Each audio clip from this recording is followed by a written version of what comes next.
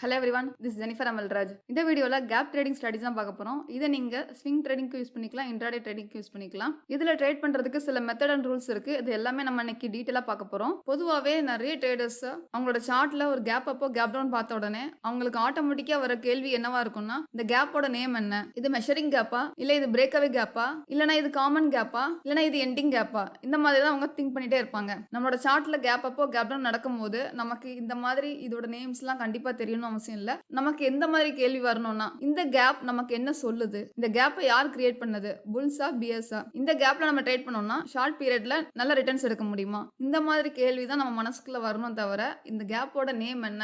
இதுல எப்படி ட்ரேட் பண்றது? இந்த மாதிரி கேள்வி நம்ம மனசுக்குள்ள வரக்கூடாது. இந்த கேள்விக்கான ஆன்சர்ஸ் எல்லாமே இந்த வீடியோல நம்ம டீடைலா பார்ப்போம். அது மட்டும் இல்ல, இந்த வீடியோல நம்ம சைக்காலஜி ஆஃப் கேப் பத்தி டீடைலா பார்க்க போறோம். அண்ட் நம்ம எப்படி கரெக்டா என்ட்ரி கொடுக்கணும். அண்ட் இந்த ஸ்ட்ராட்டஜி நம்ம யூஸ் பண்ணும்போது ஷார்ட் பீரியட்ல நமக்கு நிறைய ரிட்டர்ன்ஸ் எப்படி கிடைக்கும்? இது எல்லாமே நம்ம டீடைலா பார்க்கலாம். ஃபர்ஸ்ட் நம்ம கேப்னா என்னன்னு பார்க்கலாம். ப்ரீவியஸ் டேயோட க்ளோசிங் பிரைஸுக்கும் நெக்ஸ்ட் டேயோட ஓப்பனிங் பிரைஸ்க்கும் உள்ள டிஃபரன்ஸ் தான் கேப்.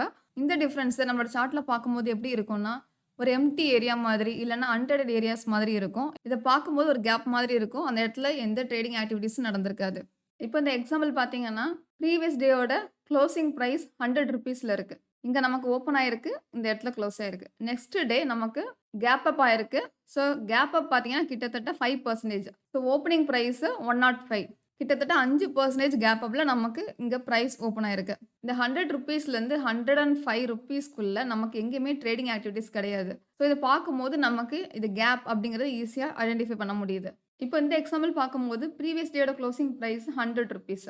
நெக்ஸ்ட் டே நமக்கு 98 ருபீஸ்ல கேப் டவுன் ஆகி ஓப்பன் ஆயிருக்கு. ஸோ இங்கே கேப் டவுன் ஆனது கிட்டத்தட்ட 2%. ஆனால் பார்க்கும்போது நமக்கு இது கேப் டவுன் மாதிரி தெரியாது. இந்த இடத்துல கேப் இருக்கிறத நம்மளால ஐடென்டிஃபை பண்ண முடியாது. ஏன்னா ப்ரீவியஸ் டேல என்ன நடந்திருக்குன்னா, நமக்கு 110 ருபீஸ்ல ஓப்பன் ஆயிட்டு மார்க்கெட் வந்து இறங்க ஆரம்பிச்சுட்டு 98 ருபீஸ்ல ஒரு லோ வந்து மேக் பண்ணியிருக்கு. அதுக்கப்புறம் நமக்கு 100 ருபீஸ்ல க்ளோசிங் வச்சிருக்கு. ஸோ ப்ரீவியஸ் டேயோட closing price 100 rupees. But previous டேயோட லோ பார்த்தீங்கன்னா 98 ருபீஸ்.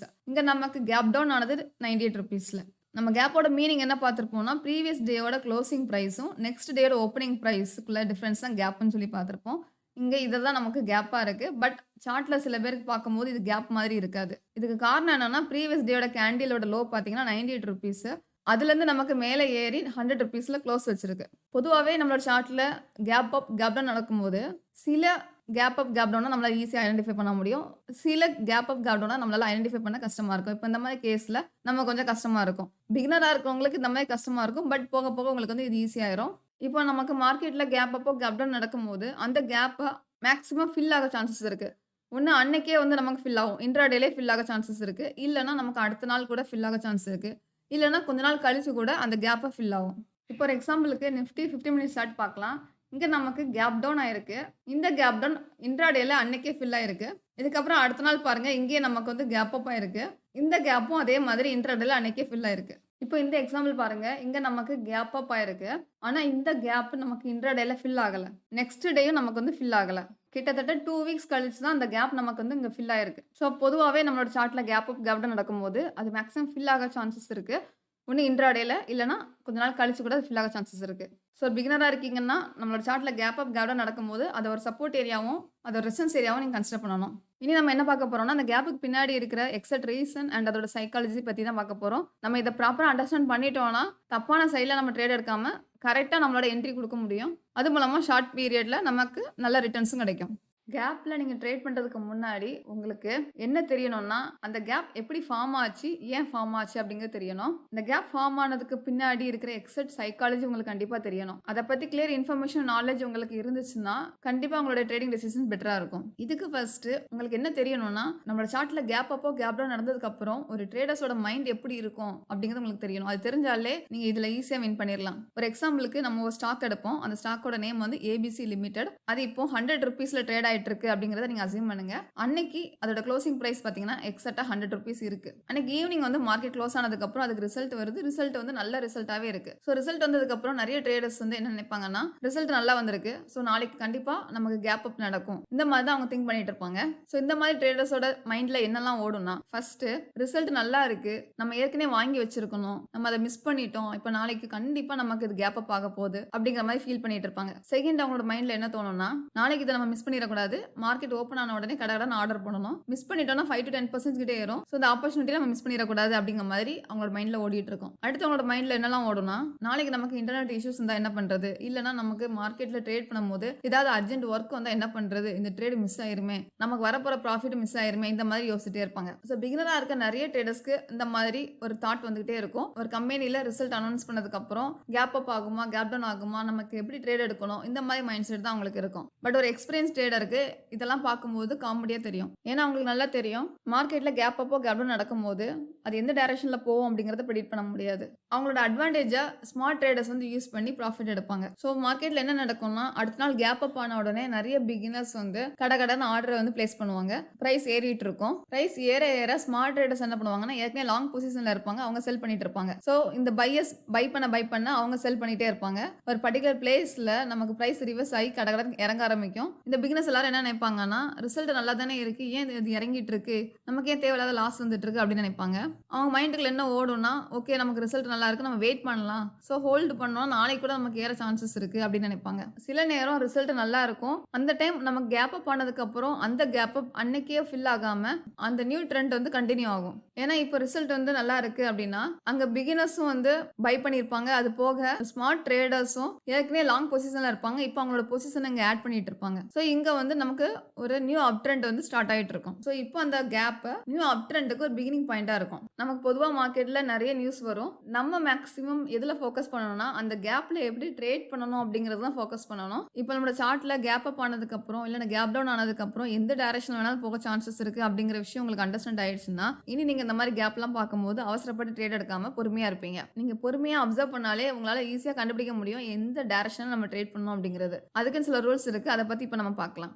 இப்போ நம்ம கேப்ல ட்ரேட் பண்றதுக்கு எக்ஸல் ஸ்ட்ராட்டஜி தான் பார்க்க போறோம். இந்த வீடியோல நான் கேப் அப் ஆனதுக்கு அப்புறம் எப்படி ட்ரேட் பண்ணணும் அப்படிங்கறத நான் எக்ஸ்பிளைன் பண்ணியிருப்பேன். இதே கான்செப்ட் தான் கேப் டவுனுக்கு நீங்க யூஸ் பண்ணிக்கலாம். ஃபர்ஸ்ட் இதுக்கு நீங்க என்ன பண்ணணும்னா, பெஸ்ட் கேப்பை நீங்க வந்து ஃபைண்ட் அவுட் பண்ணணும். ஸோ நம்மளோட சார்ட்ல கிடைக்கிற எல்லா கேப்லயுமே நம்மளால ட்ரேட் பண்ண முடியாது. நமக்கு எது பெஸ்ட் கேப்போ அதில் தான் ட்ரேட் பண்ணணும். ஏன்னா எல்லா கேப்புமே நமக்கு ஷார்ட் பீரியட்ல நல்ல ப்ராஃபிட் கொடுக்காது. இப்போ இந்த ஸ்ட்ராட்டஜி நீங்க எப்படி அப்ளை பண்ணுவீங்கன்னா, நம்மளோட சார்ட்ல கேப் அப் ஆயிருக்கு. அது கிட்டத்தட்ட 2-3% மேல கேப் அப் ஆயிருக்கு. அண்ட் அது கூட அடிஷனலா வால்யூம் வந்து நல்லா சப்போர்ட் பண்ணிருக்கு. வால்யூம் எப்படி சப்போர்ட் பண்ணிருக்கணும்னா, ஆவரேஜ் டெய்லி வால்யூமை விட 3 டைம்ஸ் அதிகமா இருக்கணும் நமக்கு அந்த கேப் அப் ஆன டேல. ஸோ இந்த மாதிரி உங்களுக்கு எல்லாம் கிடைச்சிருக்குன்னா, அந்த ஸ்டாக்கை நீங்க உங்களோட வாட்ச் லிஸ்ட்ல ஆட் பண்ணிக்கணும். இப்போ ஜஸ்ட் ஒரு 1% இல்லைன்னா 0.5% கிட்ட தான் கேப் அப் ஆயிருக்குன்னா, அதை நீங்க மேக்ஸிமம் இக்னோர் பண்ணிடுங்க. பட் சப்போஸ் அந்த கேப் அப்ல கூட உங்களுக்கு வால்யூம் வந்து சப்போர்ட் பண்ணிருக்குன்னா, நீங்க அதை கன்சிடர் பண்ணிடுங்க. இப்போ இந்த வீடியோல நான் உங்களுக்கு ஒரு ஸ்கிரீனை ஷேர் பண்றேன். இதை நான் கமெண்ட் செக்ஷன்ல பின் பண்ணி வைக்கிறேன். அந்த ஸ்கிரீனரை யூஸ் பண்ணி கூட நீங்க ஸ்டாக் செலக்ஷன் பண்ணிக்கலாம். ஸோ நம்மளோட ஃபர்ஸ்ட் ரூல் என்னன்னா, சார்ட்ல பெஸ்ட் கேப்பை ஃபைண்ட் அவுட் பண்றது.